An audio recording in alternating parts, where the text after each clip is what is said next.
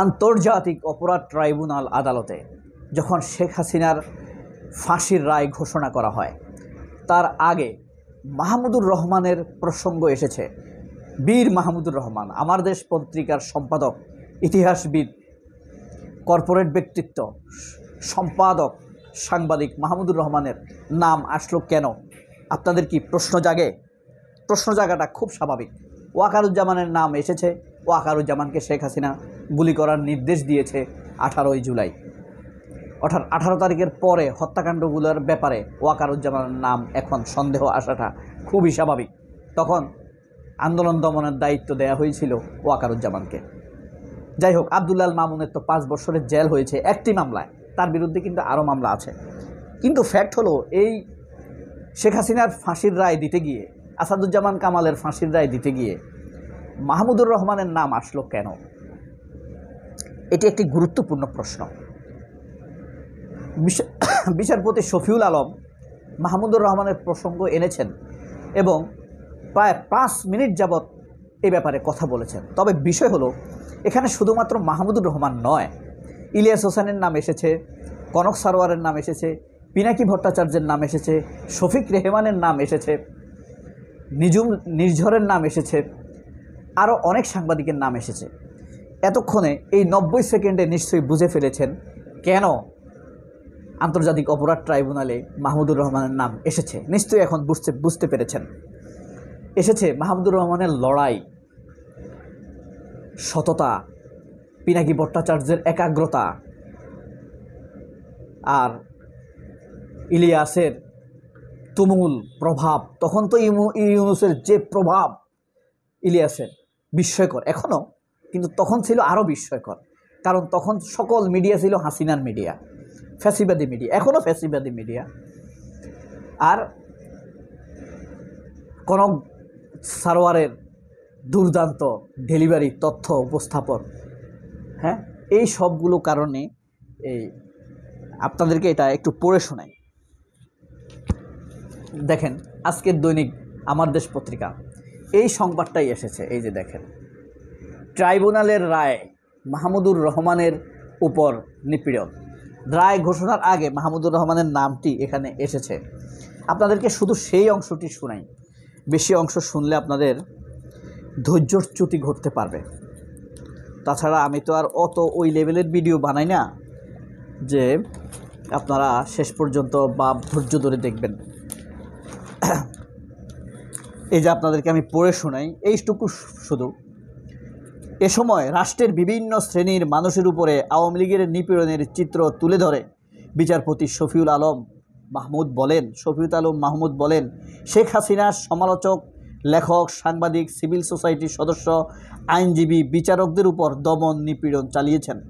তাদের অনেককে দেশ ছাড়তে বাধ্য করেন তৎকালীন প্রধান বিচারপতি এস.কে. সিনহা, বিখ্যাত লেখক, সাংবাদিক, ইতিহাসবিদ মাহমুদুর রহমান, রাজনীতিক সাংবাদিক পিনাকি ভট্টাচার্য, শফিক রেহমান, ইলিয়াস হোসাইন, কনক সারোয়ার, শফিকুল ফজল আনসারি, অলিউল্লাহ নোমান, শাহেদ আলম, জাওয়াদ নির্ঝর, তাসনিম খলিল, ব্যারিস্টার আব্দুর রাজ্জাক সহ অনেকেই শেখ হাসিনার নির্যাতনের শিকার হয়েছেন, ডিপ টর্চারের শিকার হয়েছেন। ডিপ টর্চার বোঝেন? আপনাকে তুলে নিয়ে গেল, আপনার উপরে মারলো, ধরলো। আর ডিপ টর্চার হলো আপনার পরিবারকে অস্থিরতায় ফেলে দিল, আপনাকে না পেয়ে আপনার বাবাকে ধরে নিয়ে গেল, আপনার ভাইকে ধরে নিয়ে গেল, আপনার স্ত্রীকে তুলে নিয়ে গেল। এটাই হলো ডিপ টর্চার। আপনার পরিবারের অর্থনৈতিক মেরুদণ্ড ভেঙে দেওয়া, পরিবারকে পথে বসিয়ে দেয়া, এটাই হলো ডিপ টর্চার।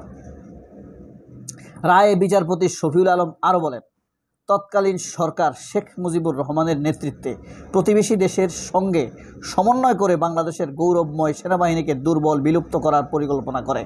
সেই সঙ্গে সেনাবাহিনীর সমান্তরাল বাহিনী হিসাবে রক্ষী বাহিনী গঠন করে। একইভাবে 2008 সাল ক্ষমতায় আসার পর শেখ হাসিনার সরকার নির্যাতন, অপহরণ, হত্যা, মিথ্যা মামলা, কারাবন্দী করা, জোরপূর্বক গুমসহ একই ধরনের কাজ করেছে। এ সময় বিচার বিভাগকে নিয়ন্ত্রণের মাধ্যমে গণমাধ্যমের স্বাধীনতা, মত প্রকাশের স্বাধীনতা সীমিত করে দেওয়া হয়েছে। আপনারা জানেন জার্মানে এখনও কোনো টেলিভিশন চ্যানেলে যদি হিটলারের নাম নেওয়া হয়, সেই সাংবাদিককে অ্যারেস্ট করা হয়? বিলিভ ইট।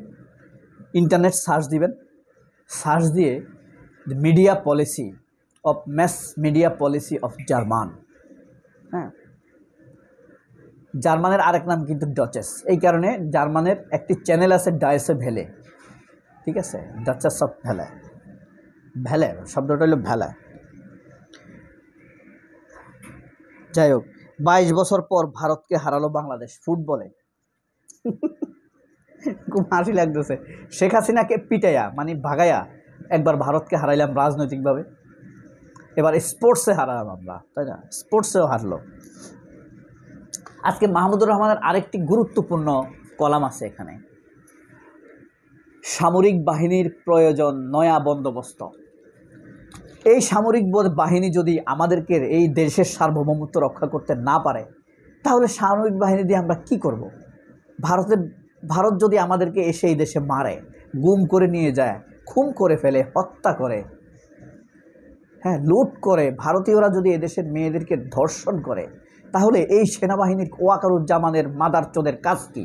ওই মাদারচোদ, তোর কাজ কি? তোকে যে এই কোটি কোটি টাকা দিয়ে পালে, বাংলাদেশের কৃষক, কামার, কুমার, ব্যবসায়ীদের ট্যাক্স, প্রবাসীদের টাকায় তোর বউ বাচ্চা যে খায় পরে, তাহলে তুই আমাদের সার্বভৌমত্ব রক্ষা করবি কিভাবে? তোর কি যোগ্যতা শুধু আমাদের মুখে গুলি করা? শেখ হাসিনা তোকে নির্দেশ দিবে এটা এটা করো, তুই কি সেটা করবি? তুই আমলা ঘুরাবি, মানুষে মানুষে ভেজাল লাগাবি, বিপ্লবীদের মধ্যে ভেজাল লাগাবি, নির্বাচনে ইঞ্জিনিয়ারিং করার জন্য বসে আছো? তাহলে তোমার যোগ্যতাটা কি? তোমার যোগ্যতা শুধু এই দেশের মানুষ মারা, এদেশের সার্বভৌমত্ব রক্ষা করা। ওয়াকারের কোনো যোগ্যতাই আমি দেখি না। This is hard core delivery from my mouth. This is my today's aggressive speech. আপনি ভাবতে পারেন,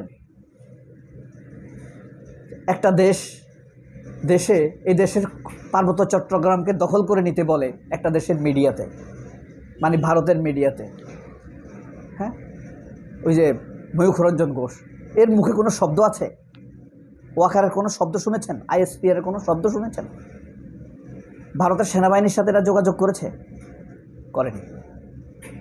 আর ডক্টর ইউনূসের নামে রিউমার ছড়াইছে এই ওয়াকার, আইএসপিআর বা ডিজিএফআই দিয়ে রিউমার ছড়ানোর পরে বক্তব্য দেয় সার্বভৌমত্বের ক্ষেত্রে কোনো ছাড় নয়। জুতার বাড়ি এমন দেয়া দিবে এদেরকে, পথে ঘাটে মানুষ পেলে মানুষ এদেরকে 2 পয়সার দাম দেয়। এদের কবরে, মির্জাফরের কবরের মতো এই ওয়াকারের কবরে হয়তো 100 মানুষ মুতবে, পেশাব করবে।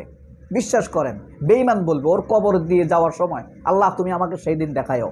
আমি খুব মন থেকে এই দোয়া করছি, এসব দেশদ্রোহীদের পরিণতি যেন আমাদেরকে আল্লাহ দেখায়। আমাদের ট্যাক্স করের টাকা এরা চলে, আমাদের বিরুদ্ধে আমাদের বুকে গুলি চালায়, ভারতের কথা মতো চলে, খুনিদেরকে রক্ষা করে। এত বড় চমৎকার আমাদের সম্মানিত ভালোবাসার সেনাবাহিনীকে নষ্ট করে রেখেছে, ইমেজটা নষ্ট করে রেখেছে এই ওয়াকার, তার কিছু অপরাধী চক্র। এদের বিচার আমরা দেখব না? আল্লাহ যদি হায়াত দেয় ইনশাল্লাহ দেখব। সবাই অনেক ভালো থাকবেন। আল্লাহ হাফেজ। আসসালামু আলাইকুম।